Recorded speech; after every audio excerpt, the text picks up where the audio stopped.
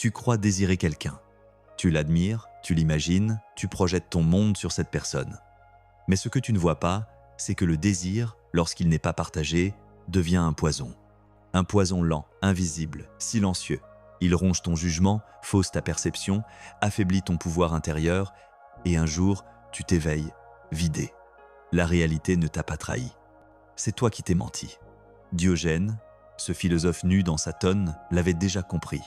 Désirer quelqu'un qui ne te désire pas, c'est s'enchaîner à une illusion. C'est quémander de l'eau à un mirage. Alors aujourd'hui, je vais te révéler pourquoi ce type de désir te brise, ce qu'il dit de toi et ce que tu dois transformer si tu veux te libérer. Note cette phrase. Ce que tu désires t'observe, mais ne t'appartient jamais. Dis-moi en commentaire ce qu'elle te fait ressentir, et reste bien jusqu'à la fin. Tu découvriras une vérité que personne ne veut entendre, mais que ton âme attend depuis toujours. Diogène de Sinope vivait sans toi, sans maître, sans honte. Tandis que les autres philosophes discouraient sur la vertu, lui vivait dans le mépris des conventions et des apparences. Il urinait en public, dormait dans un tonneau et riait au nez des puissants. Mais derrière cette folie assumée, il portait une lucidité tranchante. L'être humain est esclave de ses désirs, et plus encore, du besoin d'être désiré. Dans la Grèce antique, déjà, l'amour non partagé obsédait les hommes. On offrait poèmes, richesses, promesses. Mais Diogène, lui, refusait cette comédie. Il montrait que le véritable pouvoir ne réside pas dans l'acceptation des autres, mais dans l'indépendance absolue du regard. Aujourd'hui encore, on souffre des mêmes illusions. On espère, on fantasme, on attend, et l'on oublie que désirer sans réciprocité, c'est se nier soi-même. Ce que Diogène dénonçait hier est exactement ce qui détruit des milliers de cœurs aujourd'hui. Mais personne ne l'écoute. Tout commence par une étincelle, un regard, une présence, une sensation furtive d'attirance. Et en un instant, ton esprit s'emballe. Tu crois que c'est elle, que tu l'as reconnue. Mais ce que tu viens de capter, ce n'est pas la vérité de l'autre, c'est le reflet d'un manque en toi. Le désir non partagé naît rarement d'un amour réel. Il naît d'un vide, d'un écho lointain, d'une absence intérieure qu'on tente de combler avec un fantasme extérieur. Tu ne la vois pas telle qu'elle est, tu la vois comme tu veux qu'elle soit. Et c'est là que le piège se referme. Car plus tu investis dans cette illusion, plus elle s'éloigne. Tu observes ses gestes, tu analyses ses silences, tu interprètes tout ce qu'elle ne dit pas. Et chaque mot devient une énigme. Chaque absence, une promesse déguisée. Tu projettes ton monde sur elle, tu la charges de tout ce que tu espères. Mais elle n'a rien demandé. Elle est là, simplement, indifférente. Et toi, tu souffres non pas parce qu'elle te rejette, mais parce qu'elle ne joue pas le rôle que tu lui as attribué. Tu crois que tu aimes, mais en vérité, tu attends. Tu attends qu'elle valide ton existence. Qu'elle te regarde et dise « tu es digne ». Ce que tu appelles désir est souvent une fuite. Une fuite de toi-même, une distraction dorée pour ne pas affronter ta propre solitude. Et tu appelles ça romantisme. Tu te racontes des histoires. C'est rare, c'est spécial, c'est fort, mais ce n'est rien de tout ça. C'est une obsession douce, déguisée en passion noble. Et pendant que tu vis dans ton monde intérieur, elle vit le sien où tu n'es peu, être qu'un détail, un passager, un souvenir flou. Tu te consumes pour une personne qui ne pense pas à toi. Tu t'enchaînes volontairement. Tu donnes ta paix en échange d'un sourire, d'une réponse, d'un regard. Et quand elle ne vient pas, tu souffres. Mais le plus cruel, ce n'est pas le rejet. C'est l'espoir. L'espoir que peut être, si tu fais plus, si tu es meilleur, si tu montres ta valeur, elle finira par te voir. Cet espoir, c'est un poison. Il te pousse à t'oublier, à devenir ce que tu crois qu'elle veut. Et plus tu te modifies, plus tu t'éloignes de toi-même jusqu'à te perdre. Jusqu'à devenir un étranger dans ta propre peau. Tout ça pour un amour qui n'existe pas. Tout ça pour un désir qui ne reviendra jamais. Mais Diogène, lui, ne se serait jamais laissé piéger. Il aurait ri. Il aurait levé les yeux au ciel en te voyant courir après quelqu'un qui s'éloigne. Il aurait dit « Tu veux quoi, au juste ? De l'amour ? Commence par ne pas le mendier. Car c'est là que tout bascule. Le moment où tu ne désires plus par choix, mais par besoin. Quand ton désir n'est plus une énergie créatrice, mais une dépendance affective. Un fil invisible qui te tire en arrière, qui t'arrache à ton axe. Et tu continues de croire que c'est noble, que c'est beau. Non, ce n'est pas beau. C'est destructeur et tu le sais. Alors, ouvre les yeux. Observe ce que ton esprit fait. Vois comment tu déformes le réel pour le rendre supportable. Comment tu transformes une absence d'intérêt en un mystère sacré. Tu ne veux pas la vérité. Tu veux que ce soit elle.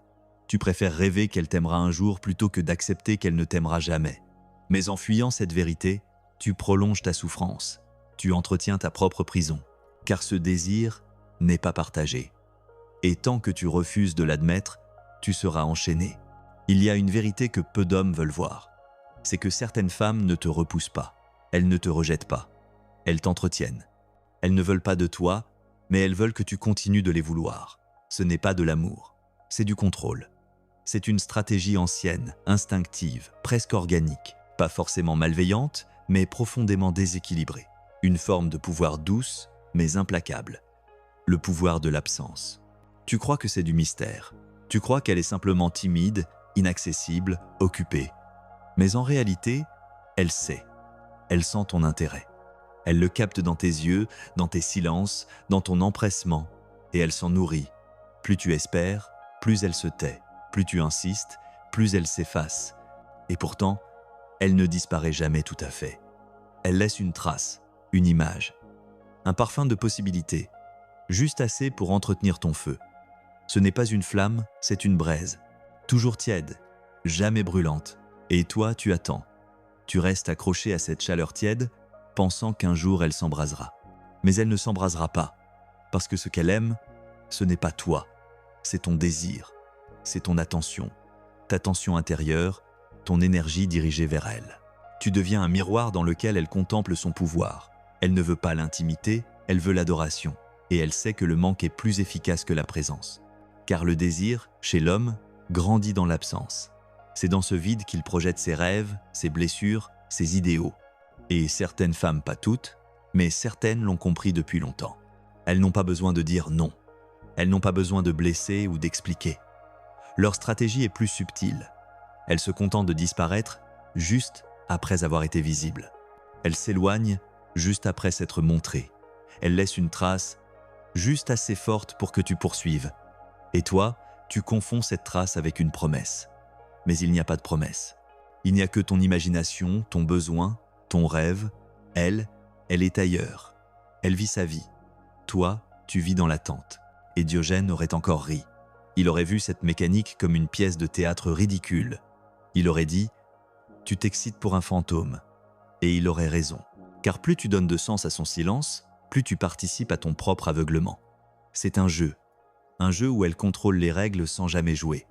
Et tu ne gagnes jamais, parce qu'il n'y a rien à gagner. Il n'y a que le désir que tu refuses de lâcher. Et c'est là que se cache le pouvoir féminin le plus invisible, celui de l'indifférence dosée. Elle ne te détruit pas, elle te suspend, elle ne te rejette pas, elle te laisse espérer, elle ne te parle pas, elle laisse ton esprit construire les dialogues. Et toi, tu fais tout le travail. Tu deviens ton propre bourreau, tu interprètes ses silences, tu romanticises son détachement, tu l'élèves au rang de muse alors qu'elle n'est peu être qu'une femme qui ne sait pas aimer. Mais ce que tu dois comprendre, c'est que ce pouvoir, elle ne l'exerce que si tu lui donnes. C'est toi qui offres ta liberté, c'est toi qui t'agenouilles, c'est toi qui confonds mystère et manipulation. Elle n'a pas besoin d'user de force. Il lui suffit d'exister dans ton esprit. Et tu fais le reste. Tu te fais souffrir, tu t'éloignes de toi-même, tu réduis ta valeur à son regard. Et tu oublies une chose, un homme libre ne court pas après l'ombre d'un sourire. Il vit, il avance, il choisit ce qui le choisit. On t'a menti. Depuis l'enfance, on t'a appris qu'aimer c'était donner sans compter. Qu'un homme bien devait prouver sa valeur, mériter l'amour, conquérir le cœur d'une femme comme on conquiert un royaume. On t'a montré des films où le héros souffre, persiste, se sacrifie jusqu'à ce qu'elle cède. Et toi, tu as cru que c'était ça, l'amour. Qu'il fallait insister, supporter, persévérer. Qu'un jour, elle finirait par comprendre, par t'aimer en retour. Mais tu ne vois pas que ce que tu prends pour du romantisme est en réalité une servitude volontaire. Tu ne l'aimes pas vraiment. Tu aimes l'idée qu'un jour, elle puisse t'aimer. Tu aimes le scénario dans ta tête. Le moment imaginaire où elle te dira enfin « Je te vois », mais ce moment ne vient pas. Et pourtant tu restes. Pourquoi ? Parce qu'on t'a programmé ainsi. Tu crois que plus tu donnes, plus tu mérites. Tu crois que plus tu souffres, plus l'amour sera vrai. Et chaque refus, chaque silence, chaque rejet, tu l'absorbes comme une épreuve initiatique. Tu crois que tu es en train de construire une belle histoire. En vérité, tu es en train de te nier. L'homme romantique, C'est l'homme qui pense que l'amour est une montagne qu'il faut gravir, qu'il faut souffrir pour mériter, qu'il faut prouver, démontrer, gagner. Il vit dans le fantasme d'un amour rédempteur, d'un amour qui sauve, d'un amour qui couronne sa loyauté. Mais cet homme-là est perdu, car ce qu'il appelle fidélité n'est souvent qu'aveuglement. Ce qu'il appelle passion n'est qu'attachement, et ce qu'il appelle sacrifice n'est bien souvent qu'un abandon de soi. Diogène n'aurait pas joué à ce jeu. Il aurait vu cette dynamique comme une forme de soumission. Pour lui, l'amour véritable ne naît pas de la quête d'approbation. Il ne naît pas dans le déséquilibre, ni dans la poursuite de l'inaccessible. Il naît dans la clarté, dans la réciprocité, dans la liberté de deux êtres qui se reconnaissent sans avoir à se convaincre. Diogène n'aurait jamais sacrifié sa paix pour le regard d'une femme. Il aurait dit « Ce que tu veux ne te veut pas, passe ton chemin, mais toi, tu restes, tu espères, et tu t'épuises. Tu construis des ponts vers quelqu'un qui ne veut même pas traverser, tu écris des lettres mentales à une personne qui ne lira jamais, et tu appelles ça de la loyauté. Tu es fidèle à une illusion, fidèle à une attente, fidèle à un manque, et plus le temps passe, plus tu t'attaches. Pas à elle, mais à la douleur qu'elle représente.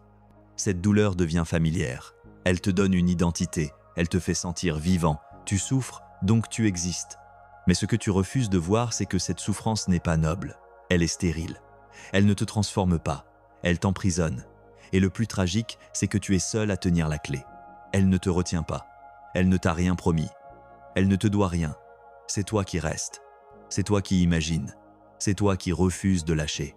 Parce que si tu lâches, tu dois admettre que tu t'es trompé, que tu as projeté un amour là où il n'y avait qu'un reflet.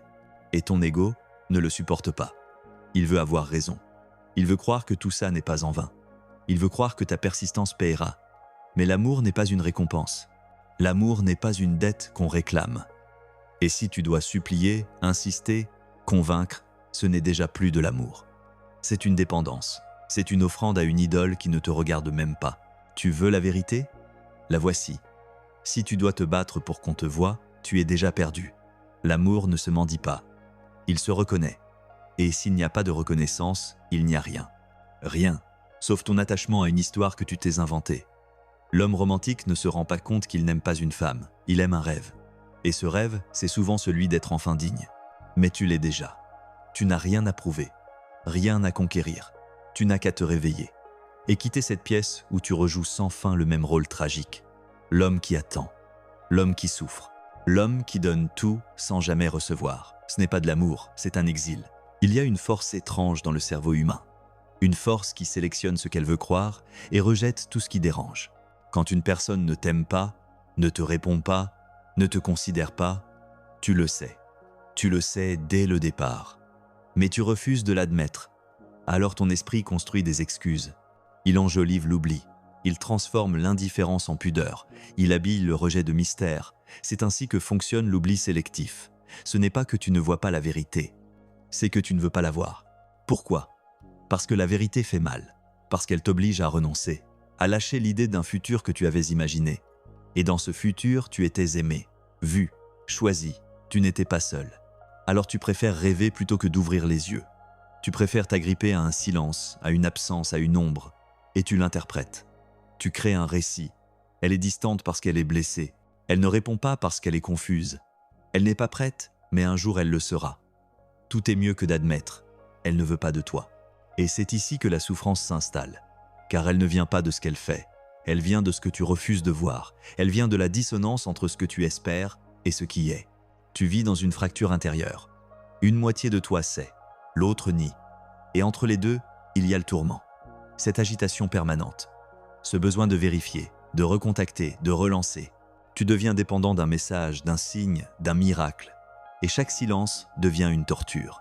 Mais il y a plus grave encore. Ce n'est pas seulement elle que tu refuses de voir. C'est toi, tu refuses de voir ce que tu es en train de devenir. Un homme qui s'oublie, qui se trahit, qui se diminue. Tu étais libre, tu étais entier. Et te voilà devenu une marionnette de ton propre désir. Tout ça pour une femme qui peut, être, ne pense même pas à toi.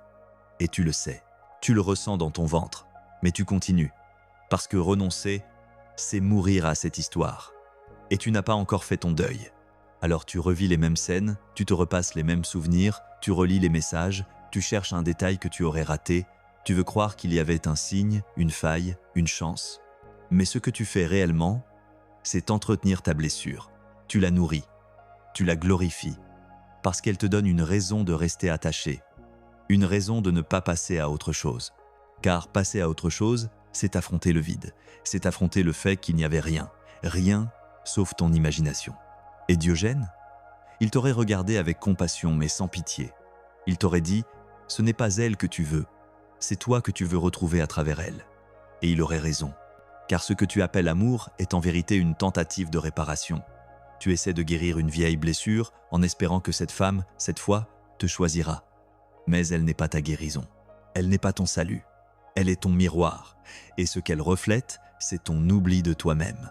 Alors il est temps de te rappeler qui tu étais avant elle, te rappeler ce que tu vaux même sans elle, te rappeler que l'amour véritable ne se cache pas derrière des silences. Il ne joue pas à te rendre fou, il ne t'humilie pas, il ne te fait pas douter de ta valeur. Il éclaire, il élève, il construit. Ce que tu vis, en ce moment, n'est pas de l'amour. C'est une hypnose, un exil intérieur, et tu peux en sortir. Mais pour cela, tu dois accepter cette phrase « elle ne t'aime pas ». Pas dans le sens que tu espérais, pas avec la réciprocité que tu mérites, pas avec la présence que tu demandes. Et ce n'est pas grave. Ce n'est pas ta fin, c'est ton réveil. Il existe une forme de désir plus dangereuse que toutes les autres. Ce n'est pas le désir du corps, ni celui de l'amour partagé. C'est le désir silencieux, celui qui te suit partout, qui s'immisce dans tes pensées, qui détourne ton attention sans bruit. Ce désir-là ne crie pas. Il chuchote. Il ne te pousse pas à l'action. Il te suspend. Il te distrait de toi-même comme un poison lent. Tu crois que tu vis, mais tu es ailleurs. Tu crois que tu choisis, mais tu es déjà captif. Et l'ennemi ne porte pas d'armes. C'est une absence qui t'obsède.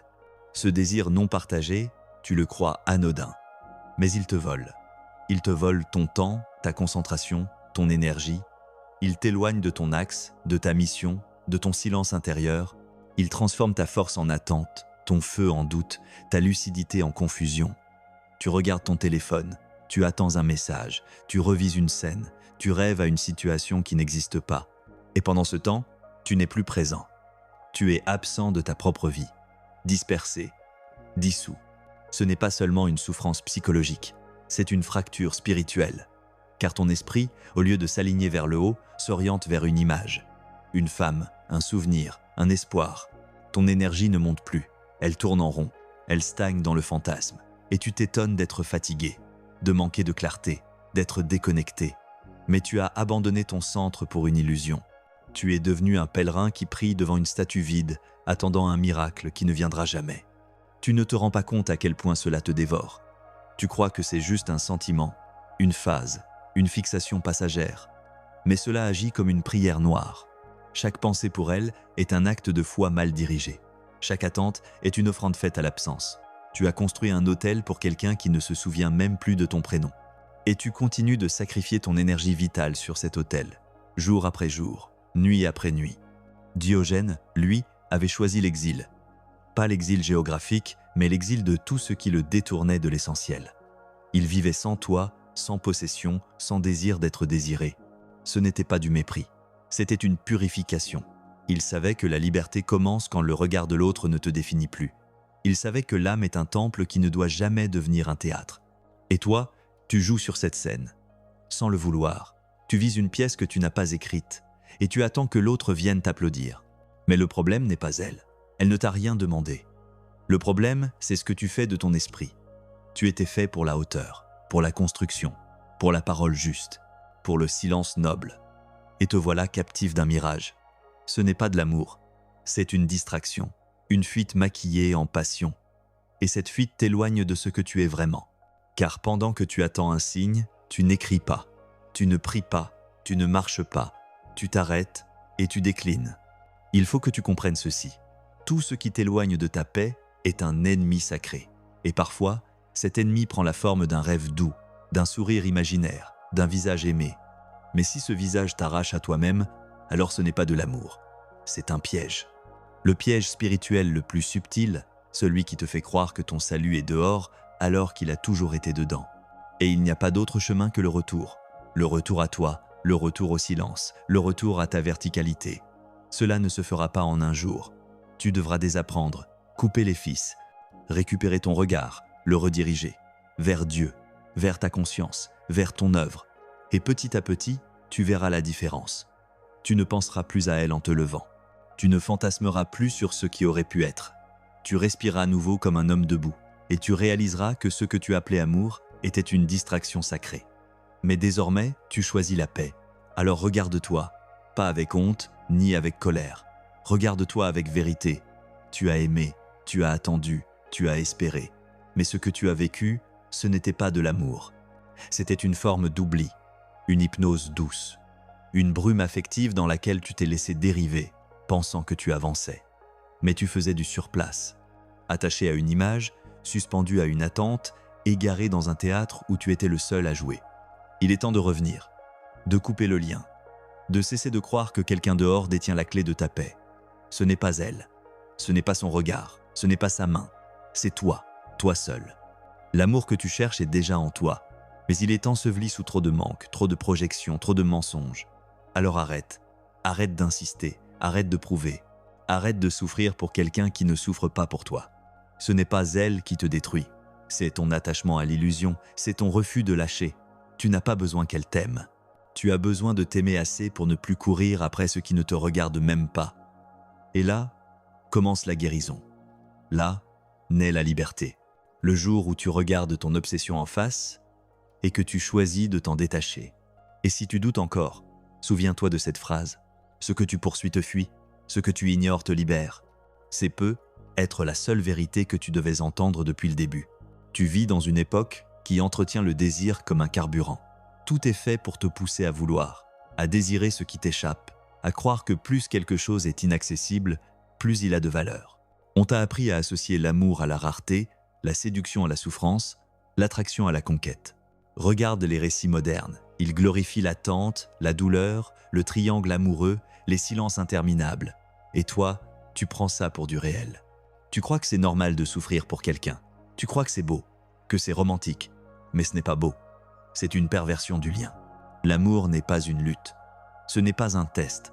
Ce n'est pas un défi à relever. Si tu dois prouver que tu mérites, c'est que tu es déjà en position d'infériorité.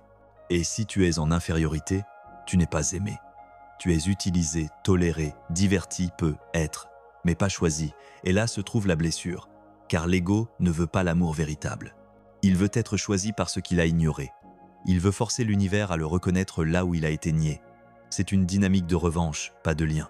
Et c'est là que réside le piège le plus profond. Tu crois que tu veux cette personne, mais en réalité, tu veux réparer ton sentiment d'inexistence. Tu veux que cette femme efface le moment où tu t'es senti invisible. Tu veux qu'elle te valide, qu'elle t'élève, qu'elle donne un sens à ta solitude. Tu veux qu'elle répare ta chute. Mais elle n'a pas ce pouvoir. Personne ne l'a. Et c'est pour ça que tu souffres. Tu attends d'un être humain qu'il remplisse une tâche divine. Mais l'humain ne peut pas faire ça. Il peut t'aimer, il peut t'accompagner, il peut te soutenir, mais il ne peut pas te guérir. Pas de l'intérieur. Et surtout pas s'il ne te choisit même pas. Le désir non partagé est une violence douce, mais réelle. C'est une hémorragie invisible. Tu perds de l'énergie, de la foi, de la clarté, et tu ne t'en rends pas compte. Parce que cette perte se fait lentement, à coup de peu, être, à coup de si je change, à coup de encore un peu. Mais chaque jour où tu restes attaché à cette illusion, tu recules, tu t'abandonnes. Et cette illusion, elle te ment avec ton propre consentement. Tu préfères croire à l'histoire que tu racontes plutôt que de vivre la vie qui t'attend, parce qu'elle est plus rassurante, parce qu'elle te donne l'impression d'être en lien. Mais tu n'es pas en lien. Tu es seul. Seul avec ton désir, seul avec ton mental, seul avec cette image que tu refuses de laisser partir. Et pourtant, il suffit d'un geste, d'un seul, un renoncement intérieur, un non. Non, je ne veux plus de cette chaîne invisible. Non, je ne veux plus courir après des ombres. Non, je ne veux plus détourner mon regard de ce que je suis vraiment. Tu crois que ce renoncement est une perte, mais en réalité, c'est une naissance. Le début d'un retour à toi, à ta force, à ta clarté, à ta mission. Et à ce moment précis, le silence redevient possible. Le vrai, pas le silence pesant de l'attente, mais le silence sacré de l'âme qui revient chez elle. Tu cesses d'attendre un message. Tu cesses de construire des scénarios. Tu cesses de te raconter des histoires. Tu reviens dans ton corps, dans ta respiration, dans ton temps. Et tu sens, pour la première fois depuis longtemps, que tu n'es plus suspendu. Tu es là. Et Diogène, il aurait approuvé. Lui qui dormait dans sa jarre, qui ne désirait que le soleil, qui disait à Alexandre « Ôte-toi de mon soleil ». Quelle puissance dans ce refus. Il ne voulait rien de personne. Il n'attendait rien. Et c'est ce vide qui faisait sa liberté. Il n'était pas aimé. Il était libre. Car il avait compris que le véritable pouvoir n'est pas dans ce que l'on possède, ni dans ce que l'on séduit, mais dans ce que l'on peut refuser. Tu vis dans une époque où dire « non » est perçu comme un crime. Dire « je ne veux plus de toi » est vu comme une cruauté. Refuser de désirer est considéré comme de la froideur. Et pourtant, c'est la seule voie vers la paix. Le paradoxe du monde moderne, c'est qu'il glorifie l'amour, mais méprise la lucidité. Il célèbre la passion, mais moque l'autonomie.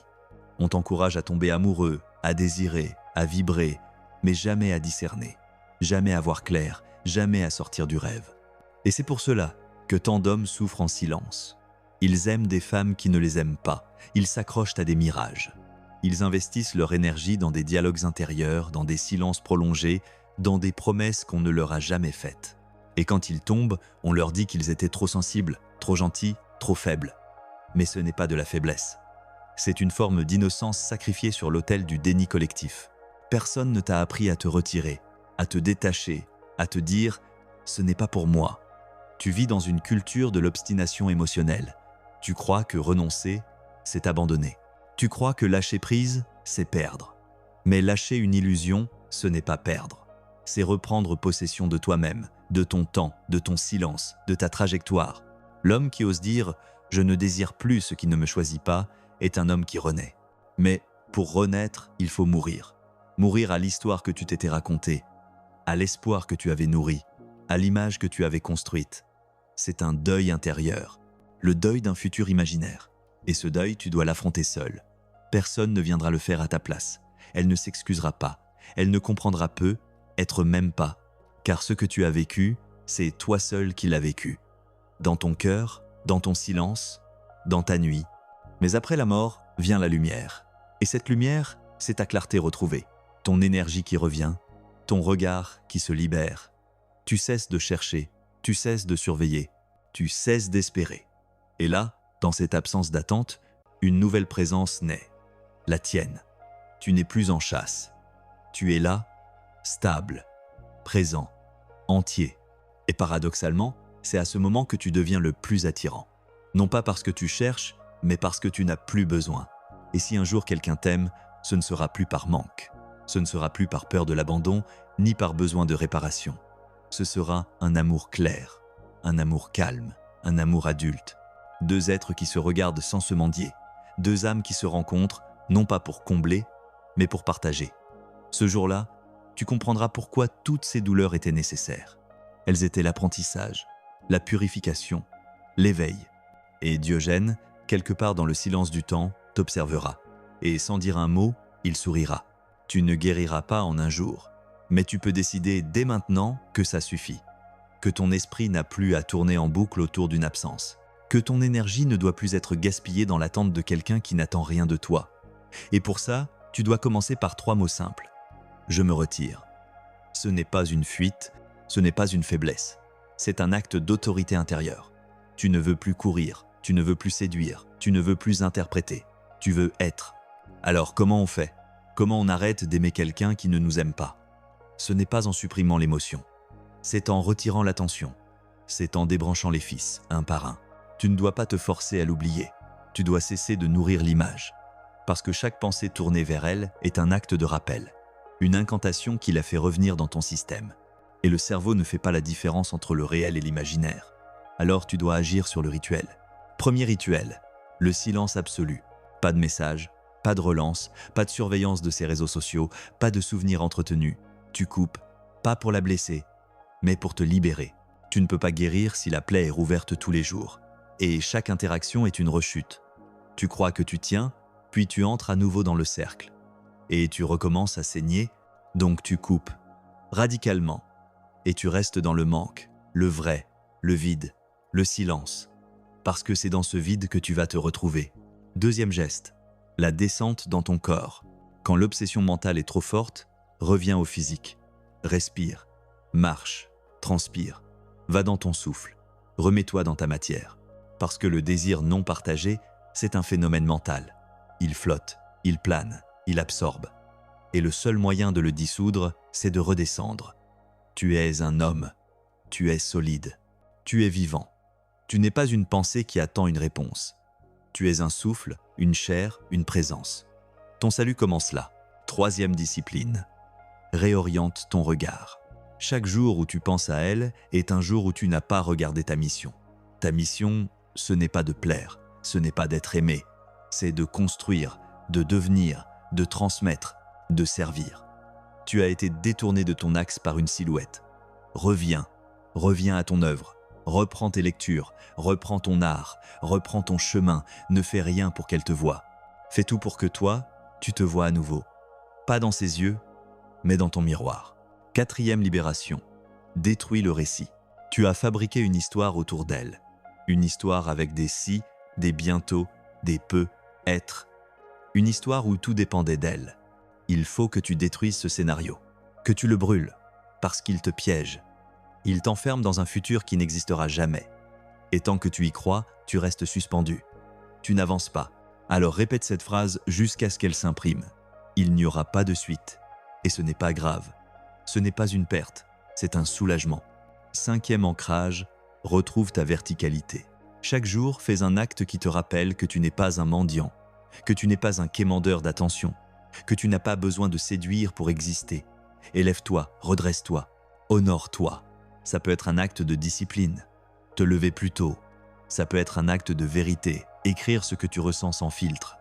Ça peut être un acte de foi, prier, méditer, t'agenouiller devant plus grand que toi. Mais fais quelque chose qui t'arrache à la torpeur, qui te rappelle que tu n'es pas venu ici pour tourner en rond autour d'un visage.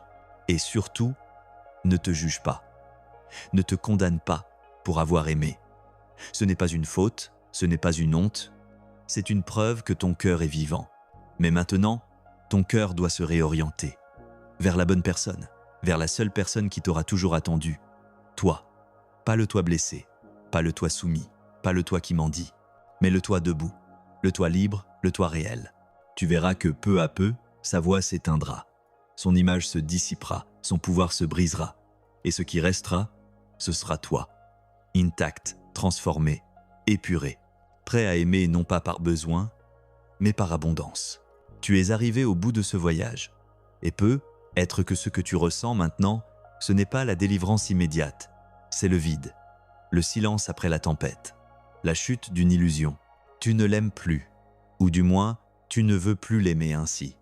Tu ne veux plus sacrifier ta paix pour une présence qui ne te choisit pas.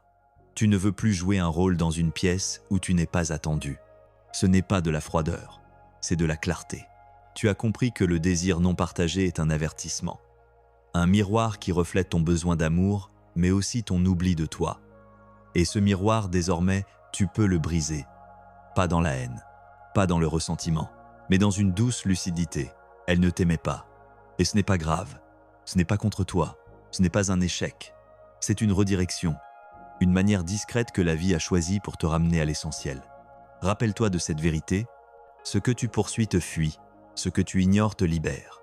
Si tu dois forcer un regard, ce regard n'aura jamais la lumière que tu cherches. Si tu dois souffrir pour être vu, ce regard n'en vaut pas la peine.